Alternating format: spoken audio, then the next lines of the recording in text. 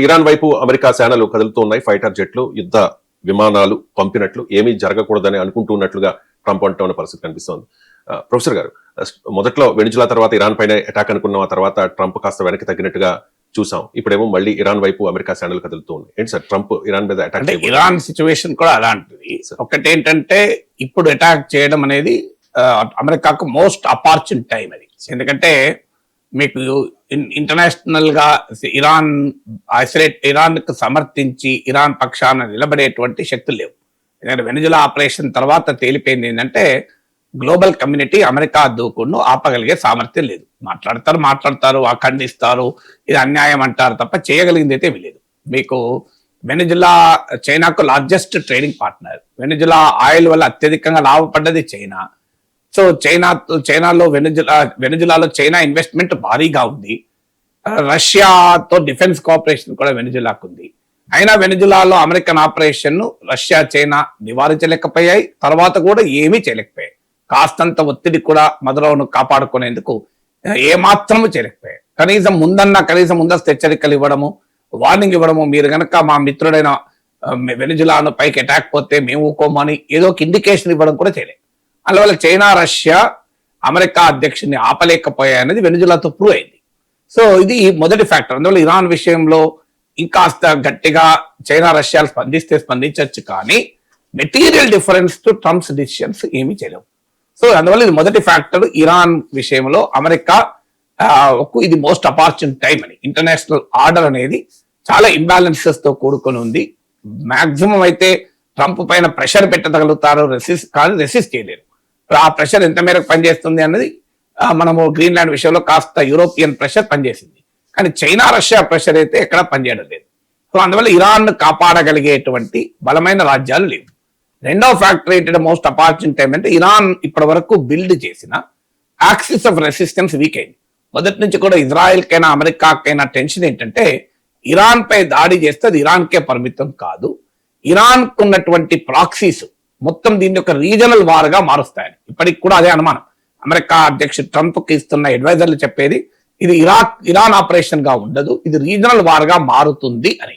So ఈ proxies వల్ల ఈ అనుమానం. ప్రాక్సీస్ అంటే మీకు లెబనాన్ లో హిజ్బుల్లా, యమన్ లో హూతీలు, ఇరాక్ లో షియా మిలిషియా, మీకు ఈ రకంగా ఇరాన్ సపోర్టెడ్, మీకు పాలస్తీనాలో గాజాలో హమస్, వీళ్ళంతా ఇరాన్ సపోర్ట్ తో ఇరాన్ నడిపే శక్తులు ఇవన్నీ కూడా వీక్ అయ్యాయి. యాక్సిస్ ఆఫ్ రెసిస్టెన్స్ అంటారు. ఇప్పుడు వాళ్ళని కాపాడలేకపోయింది ఇరాన్ కు మద్దతుగా రక్షణగా వాళ్ళు ఏ మేరకు స్ట్రైక్ చేయగలుగుతారు, హమస్ కానీ హిజ్బుల్లా కానీ మీకు ఏమైనా కాస్త చేయగలిగితే హూతీలు చేయాలి. ఎందుకంటే యమన్ లో హూతీలు ఇప్పటికీ కూడా గట్టిగా ఉన్నారు. యమన్ అంతర్యుద్ధములో సౌదీ అరేబియా యుఏఈల మధ్య డిఫరెన్సెస్ వల్ల మీకు సౌత్ యమన్ లో పరిణామాల వల్ల హూతీలు మరింత బలపడ్డారు. ఎక్సెప్ట్ హూతీస్, ఇక మిగతా యాక్సిస్ ఆఫ్ రెసిస్టెన్స్ మొత్తం వీక్ అయిపోయింది. ఇది రెండవ మోస్ట్ అపార్చున్ టైం. మూడవ మోస్ట్ అపార్చున్ టైం ఏంటంటే ఇటీవల అమెరికా ఇజ్రాయెల్ జరిపిన దాడిలో ఇరాన్ మిలిటరీ బాగా వీక్ అయిపోయింది. ఇరాన్ న్యూక్లియర్ ఫెసిలిటీ ధ్వంసమయ్యాయి, ఇరాన్ మిలిటరీ ఫెసిలిటీస్ బాగా దెబ్బతిన్నాయి. ఇది థర్డ్ ఫ్యాక్టర్. ఫోర్త్ ఫ్యాక్టర్ ఏంటంటే ఇరాన్ కు ఉన్న స్ట్రక్చరల్ ఛాలెంజ్. ఇరాన్ ను అరబ్ ప్రపంచంలో ఏ దేశం కూడా సమర్థించదు. మీకు బలమైన దేశాలు ఏవి సమర్థించవు. సౌదీ కానీ, యుఏఈ కానీ, జోర్డాన్ కానీ, ఖతార్ కానీ. ఇరాన్ అంటే కాస్త భయం ఉండొచ్చు, ఎందుకంటే ఇరాన్ ఎక్కడ అటాక్ చేస్తుందో, కానీ ఇరాన్ ను సమర్థించేటువంటి దేశాలు కావు ఇవి. ఇది మొదటి నుంచి ఉన్న fourth structural factor. Fifth factor ఏంటంటే ఖమేనీ, ఇరాన్ లో ఉన్న ఇస్లామిక్ పాలకులు మోస్ట్ అన్పాపులర్ ఫేజ్ లో ఉన్నారు. అంటే ప్రజలు తీవ్రంగా ఖమేనీ పాలనను వ్యతిరేకిస్తున్నారు. సో ఖమేనీ పోతే ఎవరు అనే దాంట్లో ఏకాభిప్రాయం లేదు, కానీ ఇరానియన్ సొసైటీలో ఖమేనీ మాత్రం ఉండకూడదు అనే దాంట్లో ఏకాభిప్రాయం ఉంది. Fifth factor. సిక్స్త్ ఫ్యాక్టర్ ఏంటంటే ఇరానియన్ ఎకానమీ భారీగా దెబ్బతిన్నది. సో ఇరానియన్ రియాల్ ఇప్పుడు 1.4 మిలియన్ అయిపోయింది, ఇన్ఫ్లేషన్ పెరిగింది, ఎకనామిక్ గ్రోత్ నెగిటివ్ లోకి పోయింది. ఇరాన్ కు ఆర్థిక పొటెన్షియల్ కూడా లేదు. అమెరికా విధించిన శాంక్షన్స్ వల్ల ఇరాన్ ఆయిల్ ట్రేడ్ దెబ్బతిన్నది. సో ఇరాన్ చాలా ఎకనామిక్ గా వీక్ అయి ఉన్నటువంటి పరిస్థితిలో ఉంది. అంటే it cannot run the war అంటే ఆ డబ్బులు కావాలి కదా. సో వార్ నడపలేని పరిస్థితి కూడా మీకు పెద్ద ఎత్తున ఇవాళ ఇరాన్ లో ఉన్నటువంటి సిచ్యువేషన్ వల్ల. సో అందువల్ల ఈ ఫ్యాక్టర్స్. ఏడవది ఏంటంటే ఇరాన్ నుంచి ఇప్పటి వరకు కాస్త అమెరికా జంకింది, భయపడ్డది ఇరాన్ ఏమన్నా న్యూక్లియర్ వెపన్స్ కలిగి ఉందా అని. సో న్యూక్లియర్ వెపన్స్ ఉంటే ఇరాన్ ఎవరు ఎదుర్కోలేరు. సో ఇరాన్ న్యూక్లియర్ వెపన్స్ లేవు. ఇస్లామిక్ ప్రపంచంలో న్యూక్లియర్ వెపన్స్ ఎవరైనా ఇరాన్ కి ఇస్తారంటే అది లేదు. ఓకే, ఎందుకంటే ఇస్లామిక్ ప్రపంచంలో న్యూక్లియర్ వెపన్స్ ఉన్న ఏకైక దేశం పాకిస్తాన్. అందుకే మీకు అమెరికా ఎప్పుడైతే ఇరాన్ అటాక్ చేయాలని అనుకుందో ట్రంప్ వెంటనే ఫస్ట్ పిలిచింది అసెంబ్లీని. ఎందుకంటే పాకిస్తాన్ కు ఇస్లామిక్ వరల్డ్ లో ఆ అణ్వాయుధాలున్న దేశం అది. అందువల్ల పాకిస్తాన్ కనుక ఇరాన్ కు మద్దతుగా ఉంటే అమెరికాకు సవాల్గా మారుతుంది. అందుకొరకు ట్రంప్ వ్యూహాత్మకంగా పాకిస్తాన్ మిలిటరీ చీఫ్ ను పిలిచి అతన్ని లోపలేసేసుకున్నారు. ఇక అందుకే ఈ మధ్య ఐ లవ్ పాకిస్తాన్ అంటూ ట్రంప్ మాట్లాడటానికి కారణం అది. ఇరాన్ ఫ్యాక్టరే అమెరికాకు పాకిస్తాన్ కు మధ్య సాన్నిహిత్యాన్ని పెంచింది. సో ఎప్పుడైతే పాకిస్తాన్ తమ వైపు గట్టిగా నిలబెట్టుకున్నారో ఇక ఇరాన్ కు న్యూక్లియర్ అనే అవకాశమే లేకుండా పోయింది. ఆ తర్వాత లాస్ట్ టైం వారప్పుడు ఇటీవల ట్రంప్ సెకండ్ టైం వచ్చిన తర్వాత వారప్పుడు ఇరాన్ న్యూక్లియర్ ఫెసిలిటీస్ ను బాగా ధ్వంసం చేశారు. అందువల్ల ఒకప్పుడన్నా అమెరికా అంచనా 2 weeks లో ఇరాన్ అణ్వాయుధాలు తయారు చేసే న్యూక్లియర్ థ్రెషోల్డ్ పవర్ గా ఉంది. ఇప్పుడు అది అవకాశమే లేదు.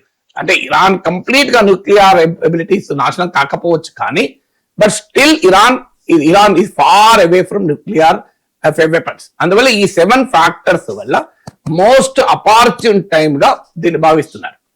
మోస్ట్ అపార్చున్ టైం అంటే ఈ సమయంలో గనక కొడితే ఇక తిరుగు లేకుండా ఇరాన్ కొట్టవచ్చు అని. మరి ఈ 7 ఫ్యాక్టర్స్ ఉన్నప్పుడు ట్రంప్ ఎందుకు యుద్ధం ఎందుకు చేయలేకపోతున్నాడు? కొన్ని నెక్స్ట్ ఫ్యాక్టర్స్ కూడా ఉన్నాయి.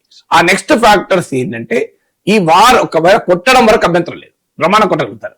కొట్టిన తర్వాత ఎగ్జిట్ రూట్ ఏంటి? ఇప్పుడు ఒక స్టార్ట్అప్ లో ఎవరైనా వెంచర్ క్యాపిటలిస్ట్ ఇన్వెస్ట్ చేస్తే ఫస్ట్ ఆలోచించేది ఎగ్జిట్ లాగా ఆలోచిస్తారు. అంటే అందులో కూరుకుపోకూడదు. ఇప్పుడు 50 కోట్లు పెట్టుబడి పెడతాడు, సరే ఇంకొక 50 పెడితే మన లాభాలు వస్తాయి అంటే ఇంకో 50 పెడతారు, సరే ఇంకొక 30 పెడితే లాభాలు వస్తాయి.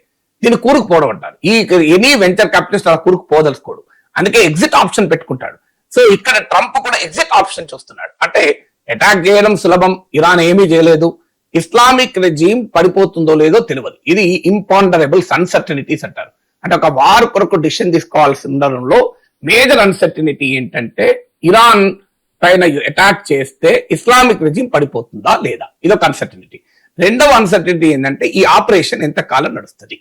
మా ట్రంప్ కోరుకునేది ఏంటంటే అటాక్ చేయాలి, వచ్చేయాలి. ఇప్పుడు వెనిజులాలో అదే జరిగింది కదా, అటాక్ చేశారు, మధురను తీసుకొచ్చారు, అయిపోయింది. ఇక్కడికి వచ్చే వరకు ఏంటంటే ఇది మరో ఆఫ్ఘనిస్తాన్ అవుతుందా? ఆఫ్ఘనిస్తాన్ కు 20 ఏళ్ళు పట్టింది అమెరికా దాని నుంచి బయటపడడానికి. సో బయటపడడం కూడా అమెరికాకు చాలా అవమానకరంగా బయటపడింది, నష్టదాయకంగా బయటపడింది. అవమానకరంగా ఎట్లా బయటపడింది అంటే ఆఖరికి తాలిబాన్ ఏమి చేయలేక తాలిబాన్ కు పవర్ అప్ అయిపోయి వెళ్ళిపోయారు. దానివల్ల అమెరికా పైన విశ్వాసమే పోయింది. రెండవది తాలిబాన్ అమెరికాలో ఆఫ్ఘనిస్తాన్ అధికారులకు రావడం వల్ల అమెరికన్ ఇంట్రెస్ట్లు కూడా దెబ్బతిన్నాయి. సో అందువల్ల ఇరాన్ కూడా మరి ఆ రకమైన ఒక ఊబిలోకి క్వాగ్మేర్ లోకి తాము పోతామా అనేది భయం. ఆ అన్సర్టనిటీస్ వల్ల ట్రంప్ డిసిషన్ తీసుకోలేకపోతున్నాడు. ట్రంప్ అడ్వైజర్స్ కూడా డివైడ్ అయి ఉన్నారు.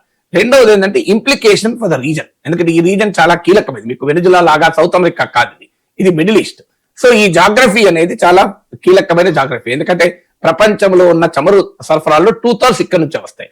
చమురు ప్రపంచ ఎకానమీని తలకిందులు చేస్తాయి. సో ఇక్కడ ఇజ్రాయిల్ ఉంది, అమెరికా మిత్ర దేశం, అది అరబ్ దేశాలు ఉన్నాయి, అమెరికా అరబ్ మిత్ర దేశాలు, ఇది ఇస్లామిక్ ప్రపంచము, అది ఇస్లామిక్ రెజీమ్ ఇరాన్ లో ఉంది. అందువల్ల దీని ఇంప్లికేషన్స్ ఏంటి ఆ ప్రాంతానికి అని చాలా మంది అడ్వైజర్ ట్రంప్ కు చెప్పేది అంటే ఇది రీజనల్ వార్ గా మారిపోతుంది అని. అరబ్ దేశాల్లో ఆందోళన ఏంటంటే ఇరాన్ పైన అమెరికా దాడి చేస్తే తమ దేశాల్లో ప్రజలు తిరగబడతారేమో అని భయం. ఇస్లామిక్ భావన మరింత బలపడి అమెరికాకు ప్రమాదంగా అల్ ఖైదా ఐసిస్ రూపంలో ఎలా వచ్చిందో, థర్డ్ ఈవెన్ ఐసిస్ కన్నా ప్రమాదకరమైన రూపంలో అమెరికన్ సెక్యూరిటీని కూడా ఛాలెంజ్ చేస్తుందా అని. సో అందువల్ల ఈ డైమెన్షన్ అంటే ఇరాన్ అటాక్ చేస్తే వచ్చే లార్జర్ ఇంప్లికేషన్స్ ఏంటి, ఆయిల్ ట్రేడ్ పైన ఎలాంటి ప్రభావం పడుతుంది, ఇరాన్ స్టేట్ ఆఫ్ హర్మూజ్ ను బ్లాక్ చేస్తే, రెడ్ సీ పైన హుతీలు అటాక్ చేస్తే మరి ఎంటైర్ ఆయిల్ ట్రేడే తలకిందలయ్యే అవకాశం ఉంటుంది. ఇరాన్ పక్కనున్న సౌదీ అరేబియా పైన, ఖతార్ పైన, యుఏఈ పైన వాటి ఆయిల్ ఫెసిలిటీస్ పైన అటాక్ చేస్తే, ఇరాన్ ప్రాక్సీస్ అయినా ఉజ్బుల్లాలు, హూతీలు వీక్ అయినా కూడా స్టిల్ స్ట్రైక్ కెపబిలిటీ ఉంది. మీకు హూతీలు ఒకసారి Saudi Arabia oil company Saudi Aramco పైన అటాక్ చేస్తే 50% సౌదీలో ఆయిల్ ప్రొడక్షన్ అయిపోయింది. సో ఈ ఫ్యాక్టర్స్ అన్ని ఇజ్రాయిల్ డైమెన్షన్, ఇజ్రాయిల్ పైన ఇరాన్ దాడి చేస్తే అరబ్ దేశాలు ఇజ్రాయిల్ పక్షాన్ని నిలబడలేవు, తప్పనిసరిగా ఇరాన్ పక్షాన్ని నిలబడాలని ఒత్తిడి పెరుగుతుంది. సో ఈ రీజనల్ ఇంప్లికేషన్స్ కూడా ట్రంప్ వెనకాడటానికి కారణం అవుతుంది. అందువల్ల 7 ఆప్షన్స్ నేను అనుకూల ఆప్షన్స్ చెప్పాను, 2 కీలకమైన ఆప్షన్స్ చెప్పాను. మూడవది ఏంటి అంటే ఒక ప్రభుత్వం దెబ్బ కొడతారు, కానీ నెక్స్ట్ వచ్చేటువంటి వ్యవస్థ ఏంటి, అక్కడ ఏకాభిప్రాయం లేదు.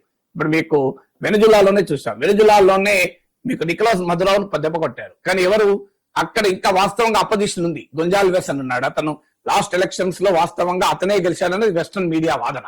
అతను గెలిస్తే మధురో ఎన్నికల్ని హైజాక్ చేసి తానే ప్రెసిడెంట్ గా ప్రకటించుకున్నాడన్నది ఆరోపణ. సో గొంజాల్వెస్ ఉన్నాడు, అలాగే మరియా కొరీనా మచాడో ఉంది, నోబెల్ ప్రైజ్ కూడా ఇచ్చారు ఆమెకు. కానీ అక్కడ కూడా ఇప్పుడు ట్రంప్ ఏమన్నాడు, మరియాకు అంతటి పాపులారిటీ లేదు అన్నాడు, తనకు గోల్డ్ మెడల్ ఇచ్చి వెళ్ళిపోయినా కూడా.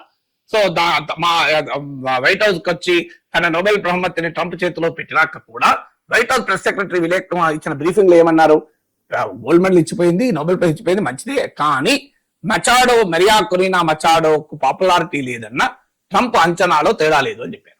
అందుకే మీరు గమనించండి, వెనుజులాలో మధురా టైంలో వైస్ ప్రెసిడెంట్ గా ఉన్న డెల్సీ రోడ్రిగ్జ్ అధికారంలో ఉంది, సేమ్ సోషలిస్ట్ రెజిమ్ అధికారం ఉంది, అదే మారలే పవర్. ఇది వెనుజులాలో ఇట్లుంటే ఇరాన్ లో పరిస్థితి ఏంటి? ఇరాన్ లో రాకుమారుడు పహల్వి ఉన్నాడు, రజియా పహల్వి, అతను కూడా is nice man, but I'm not sure whether ఈ హ్యావ్ ద పాపులారిటీ అన్న ట్రంప్. సో అందువల్ల నెక్స్ట్ ఏంటి, ఇప్పుడు తొలగిస్తారు కరెక్టే, తర్వాత ఎవరు? అనార్కీ ఉండకూడదు కదా. సో ఇప్పుడు ఖొమైనీకి వ్యతిరేకంగా పోరాడే వాళ్ళలో మాజీ రాజు లాయలిస్టులు ఉన్నారు, లిబరల్స్ ఉన్నారు, ఇరానియన్ ప్రోగ్రెసివ్స్ ఉన్నారు, ఇరానియన్ లెఫ్టిస్టులు ఉన్నారు, ఇరానియన్ ఇస్లామిస్టులు ఉన్నారు, ఖొమైనీ నచ్చని ఇస్లామిస్టులు, ఇన్ని రకాల వాళ్ళు ఉన్నారు. సో ఈ రిపబ్లికన్స్ ఉన్నారు, వెస్టర్న్ డెమోక్రసీ లాగా ఉండాలని. మరి వీళ్ళందరిలో ఎవరికి ఇరాన్ ప్రజలపైన పూర్తిగా బలం లేదు, మద్దతు లేదు. ఖొమైనీని వ్యతిరేకించిన వీళ్ళందరూ ఒకటే, కానీ తర్వాత ఎవరు అనే దాంట్లో ఎవరికి అంగీకారం లేదు. అందువల్ల అటాక్ చేస్తే చేస్తాం, వాట్ నెక్స్ట్ అనే దాంట్లో కూడా ట్రంప్ స్పష్టత లేదు. ఈ 3 ఫ్యాక్టర్స్ వల్ల హెజిటేట్ చేస్తున్నాడు, 7 ఫ్యాక్టర్స్ వల్ల ముందుకు పోతున్నాడు, 3 ఫ్యాక్టర్స్ వల్ల వెనక్కి తగ్గుతున్నాడు. Ultimately Trump knows what he will do.